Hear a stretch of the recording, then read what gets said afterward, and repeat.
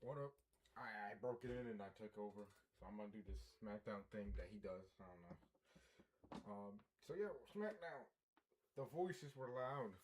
SmackDown was from Las Vegas yesterday. So let's talk about it. SmackDown opened with a video package and highlight the history of Randy Orton. Uh, and some football player arrived to the back with Nick Aldis handing the football player a contract of some kind while the Orton made his way to the ring. The 46-year-old took his time to get into the ring. Remember, he's old, so it takes time. Yeah, so he's old, man. It takes time for that shit to come back. Sorry, I've been fucking quiet. SmackDown opened like this. With a video package and shit. But yeah, the guy, the punter, got a fucking contract. You know, Orton's old, so it makes his time to ring. He said he admitted that he doesn't need McAfee. He just wants him there. Okay. Uh, Speaking of that guy, fucking dumbass, fucking Patriots cheating bullshit. Fucking shut the fuck up, pussy. I hate that shit. Um, but he mentioned Cody Rhodes and the crowd let out a chorus of boos. He said he's done. For Rose, all Rose has ever done in a relationship is take. Um, yeah, he basically just called him out and said, yeah, he this and that and a bunch of other shit. It was a C plus. I'll give this a bullshit. Boring. It's fucking boring. Golly, a promo that really doesn't make any sense. 8-man freaking no holds barred street fight. 8-man street fight. The MFTs taking on the Wyatt Six, and well, it was a big one. They went and did everything. Tama Tonga, Tama Tonga and Solo been having their little riffs, but everybody was going out, and it seemed pretty well until the ending, as it seemed like Tama Tonga was going to hit hit something, right? You're gonna hit the cutthroat, the hidden blade. Solo came out of nowhere and hits Uncle Howdy with the spike to win. This is going to be something interesting, and also it finally gets rid of this fucking Wyatt Six MFT thing for a while. So yeah, just just please God end this shit. C plus. Jacob Fatu cut another promo when he was driven in by cop cars, telling Drew McIntyre that it doesn't matter about anything. He cleared his past, his criminal past. He's just going to whip their ass. He's gonna tonight, which don't forget it's tonight. So yeah, he said he's gonna whip his ass tonight. But I'm gonna let you all know he is. This unsanctioned man about to be fired. But you know, um, it's going to be fun to see um what this match really does. I think it's gonna be a fun one. We already know his predictions and all that, but I really want to see how they do with this match. This match being interesting and all that. It's just gonna interesting me. But yeah. Um, it would be my. I did like the renewal vows for Maurice and a different man. Let's tighten this up more. Don't move around freaking. I don't know why he doesn't do that.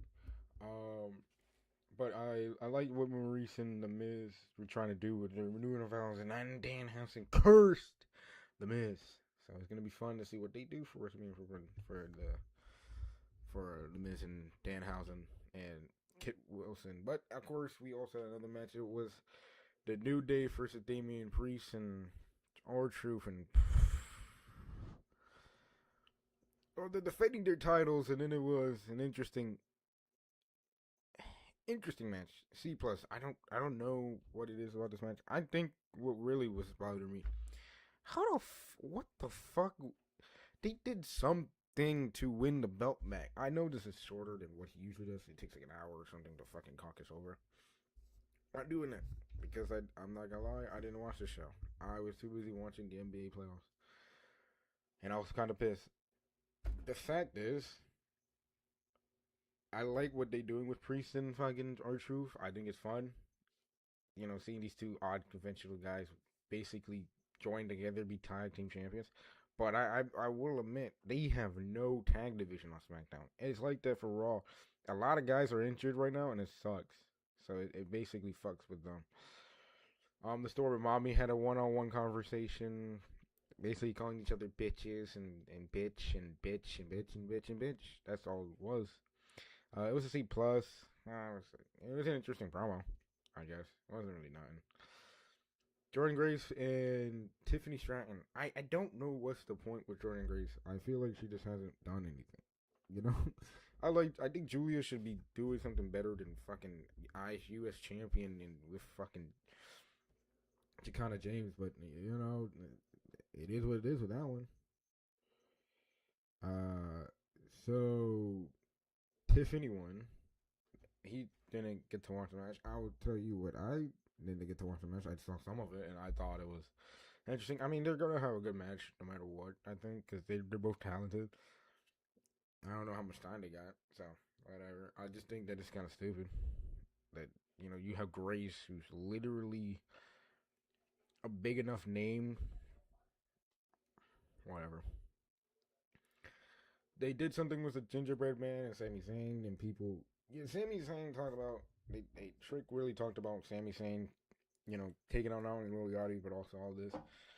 And then he said he's vowed to win the title, which I hope he really did. Do tonight or Sunday. I don't even know what day that's on. Oh, you guys know more than me.